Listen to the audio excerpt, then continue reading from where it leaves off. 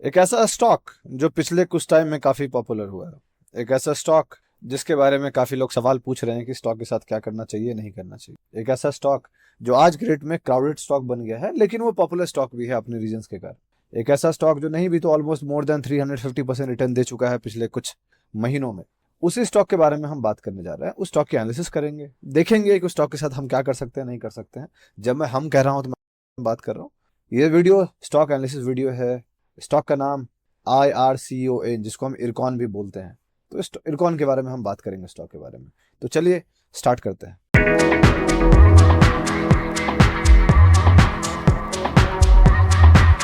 कैसे हैं आप लोग? मेरा नाम ब्रज भूषण हुआ और मैं आप लोगों का स्वागत करता हूं आप लोग के अपने चैनल पे, जिसका नाम है ट्रेड विद भूषण। ये वीडियो स्टॉक एनालिसिस वीडियो है। आगे बढ़ने से पहले मैं दो चीज क्लियर कर देना चाहता हूं। सबसे पहला, ये वीडियो कोई टिप या रिकमेंडेशन वीडियो नहीं है, ये एक लर्निंग पर्पज वीडियो है। जिसका मतलब है कि जो भी मैं बात करने जा रहा हूँ मेरी खुद की ओपिनियन है, मेरी खुद की एनालिसिस है। मैं कोई सेबी रजिस्टर्ड नहीं हूँ, तो इसलिए मेरी बात को आप ब्लाइंडली मत मानिएगा, ठीक है। पॉइंट नंबर 2, कोई भी इन्वेस्टमेंट डिसीजन लेने से पहले आप अपने फाइनेंशियल एडवाइजर को जरूर डिस्कस करें, बिकॉज वो ज़्यादा सही लोग होंगे आपको एडवाइस करने के लिए। हम जैसा बंदा बिल्कुल भी सही इंसान नहीं होगा आपको एडवाइस करने के लिए, बिकॉज आप हमें नहीं जानते, ना ही हम आपको जानते हैं, ना ही मुझे आपका रिस्क पता है, ठीक है। तो बात करते हैं इरकॉन के बारे में। बहुत लोग का सवाल था कि शॉर्ट टर्म में क्या करना चाहिए, मिड टर्म में क्या करना चाहिए, है तो क्या करना चाहिए, क्या खरीद सकते हैं, क्या मिड टर्म के लिए खरीद सकते हैं, ये सारी बातें। देखिए, आपको क्या करना है वो आपकी मर्जी है, वो आपकी समझ है। मैं क्या करूंगा, अगर मेरे पास वो सारे कंडीशंस होंगे, उसके बारे में इस वीडियो में बात करूंगा। तो मैं बात करूंगा क्या मैं शॉर्ट टर्म में इसको खरीद सकता हूं, क्या अगर मेरे पास शॉर्ट टर्म में पहले से होता तो उसका स्टॉप लॉस कहां पे होता, अगर मैं नया खरीद सकता हूं तो कहां पे खरीदूंगा, क्या मैं पोजिशनल ट्रेड के लिए मिड टर्म के लिए मैं इसको खरीद सकता हूं, अगर नहीं तो क्यों नहीं खरीद सकता हूं, खरीद सकता हूं तो कहां पे खरीदूंगा और स्टॉप लॉस क्या होगा, या फिर अगर मेरे पास पोजिशनल ट्रेड पहले से पड़ा था तो मैं उसका क्या कर सकता हूं। ये सारी बातें इस वीडियो में मैं करूंगा खुद को लेके। आप उससे सीख लीजिएगा, समझ लीजिएगा।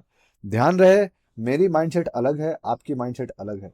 तो मेरा रिस्क और आपका रिस्क अलग है। हो सकता है आपका रिस्क मेरे से बहुत अच्छा हो और मेरा रिस्क आपसे अच्छा ना हो, तो मेरी तब भी स्ट्रैटेजी अलग है और आपकी स्ट्रैटेजी अलग है। तो आपको ये समझना पड़ेगा।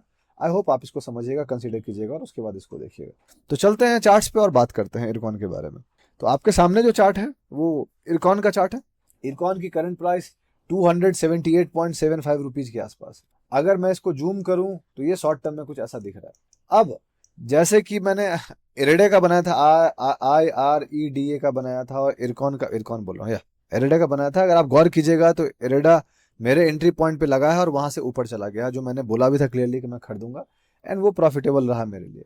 बट क्या इरकॉन के साथ क्या हो सकता है, इरकॉन के साथ मैं बात करता हूँ। देखिए, इरकॉन अगर मान लीजिए मेरे पास पहले से होता, अज्यूम कर लीजिए, इरकॉन क्या किया है, इरकॉन यही किया है कि पिछले, अगर आप गौर कीजिएगा, सितंबर 2022 में इसकी लोएस्ट पॉइंट थी 38, जून 2022 में इसकी लोएस्ट पॉइंट थी ऑलमोस्ट 33 रुपीज। 33 रुपीज के आसपास से लेके उसके बाद ये ऑलमोस्ट 300 रुपीज तक गया है मई महीना में। मतलब 750% का रिटर्न दिया है लास्ट 1.5 ईयर्स में या 2 साल में, जो कि बहुत ज्यादा रिटर्न होता है। और ऐसे स्टॉक फिर एक्सटेंडेड होने लगते हैं। तो आज के रेट में इरकॉन में नया पोजिशनल ट्रेड बनाना मेरे जैसा बंदा अवॉइड करेगा। क्यों? क्योंकि ना ही उसका चार्ट स्ट्रक्चर वैसा कुछ है, ना ही कुछ खास है। वो ऑलरेडी काफी ऊपर जा चुका है और ये इनफ कंसोलिडेशन और इनफ रेस्ट नहीं है मिड टर्म के लिए। तो मैं नया पोजीशन मिड टर्म में इसमें नहीं बनाऊंगा, ठीक है। I hope this is clear. Short term में कभी पोजीशन बनाया जा सकता है, बिकॉज शॉर्ट टर्म में स्टॉप लॉस बहुत टाइट होता है और बहुत छोटे गेंस के लिए किया जाता है। मिड टर्म में वो कहानी अपोजिट हो जाती है, तो उसका ध्यान रखते हैं। सो मिड टर्म में जो कहानी है वो बहुत सिंपल है कि मिड टर्म में मैं इसको नहीं खरीदूंगा, ठीक है। अगर मेरे पास है पहले से मान लीजिए मिड टर्म में, तो मैं इसका स्टॉप लॉस इसके आसपास कहीं रखूंगा, जो कि 253 के आसपास होता है, ठीक है। तो ये मेरा मिड टर्म का स्टॉप लॉस है। क्यों? बिकॉज ये जो कंसोलिडेशन है ये उसको फेल करके नीचे चला जाएगा। अब बात करते हैं शॉर्ट टर्म में। क्या मैं शॉर्ट टर्म में इसको खरीद सकता हूँ? देखिए, शॉर्ट टर्म में हो क्या रहा है कि ये डेट है 23 जनवरी 2024 का और अब डेट चल रहा है 4 जुलाई 2024 आज। सो ये ऑलमोस्ट एक ठीक ठाक कंसोलिडेशन पा गया है शॉर्ट टर्म में।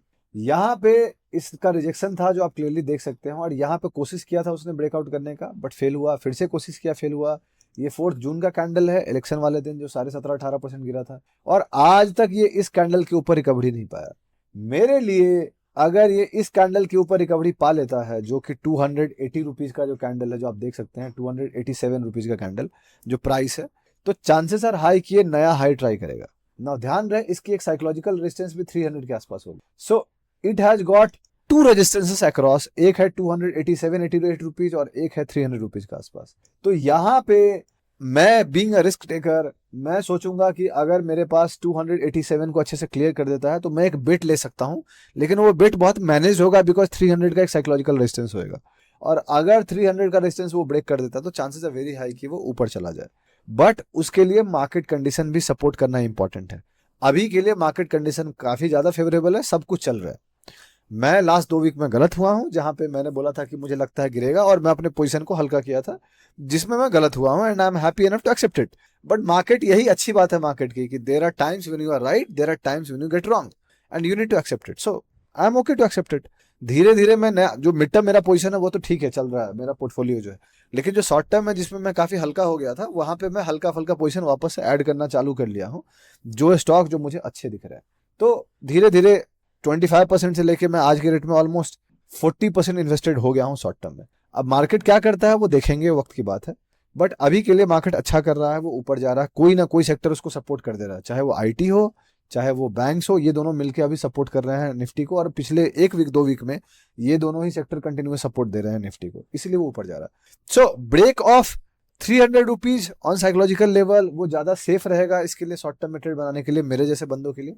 सो I will be happy enough to add some quantity above 288 rupees, और फिर ज्यादा ऐड करूंगा मैं 300 ब्रेक होने के बाद, साइकोलॉजिकल ब्रेक। स्टॉप लॉस मेरा यहाँ पे इसके जस्ट नीचे होगा, विच इज 264 रुपीज। आप कहोगे स्टॉप लॉस बड़ा है, मैं बोलूंगा बिल्कुल बड़ा है, बट इतना भी बड़ा नहीं है। अगर मैं 286 पे ऐड कर रहा हूँ तो 287 पे ऐड कर रहा हूँ तो मेरा स्टॉप लॉस 7-8-9% के आसपास है, which is happy enough stop loss, कोई दिक्कत नहीं है।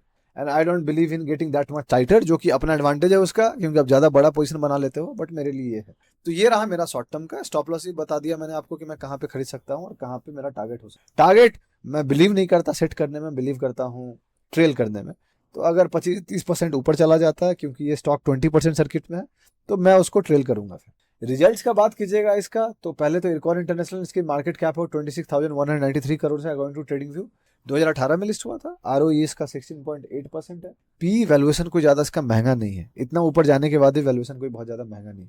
ईपीएस अगर देखिएगा तो धीरे धीरे बढ़ा ही है, बट कुछ खास नहीं बढ़ा है, राइट। सेल्स भी उसका बहुत ज्यादा कुछ खास नहीं रहा है। पिछले इस क्वार्टर को छोड़ दीजिएगा, मार्च क्वार्टर में थोड़ा निगेटिव रहा है, बट इससे पहले बैक टू बैक क्वार्टर से ऊपर था, इसीलिए आप देखिएगा मूव पहले से आ गया। वो कहते हैं ना, show me the chart and I will tell you the result out there, I will tell you the news.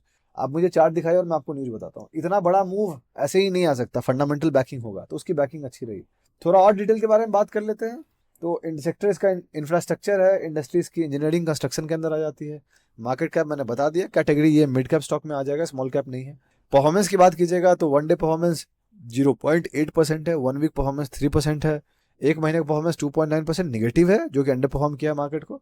6 महीना का 48.9% एक्सट्रीम आउट परफॉर्मेंस, 1 साल का 233.5% बहुत ज्यादा आउट परफॉर्मेंस, 2 साल का 672% जो मैं आपको दिखा रहा था, 5 साल में 578%। सो अक्रॉस टाइम फ्रेम्स सिवाय मंथली को लेके ऑलमोस्ट वो किया है।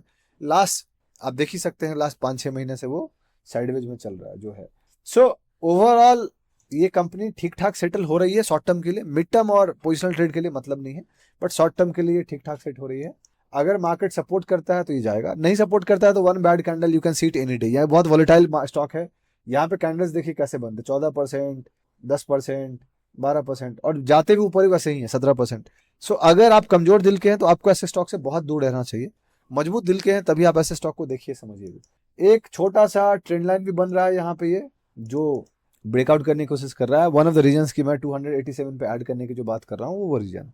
तो आई होप आप समझ गए होंगे। ये एनालिसिस है इरकॉन की। अगर आपको अच्छा लगा है तो आप लाइक कीजिए, सब्सक्राइब कीजिए हमारे चैनल को, सपोर्ट कीजिए हमें। कोई कंस्ट्रक्टिव फीडबैक देना चाहते हैं तो दीजिए, मैं मेक श्योर करता हूँ फीडबैक पढ़ने का। जो हो पाता है मैं करता हूँ, जो नहीं हो पाता है उसको मैं बाद के लिए रख देता हूँ। बहुत जल्दी मैं आपसे अगले वीडियो मुलाकात करूंगा, तब तक के लिए अपना ध्यान रखें, अपने घर वालों का ध्यान रखें। चीयर्स।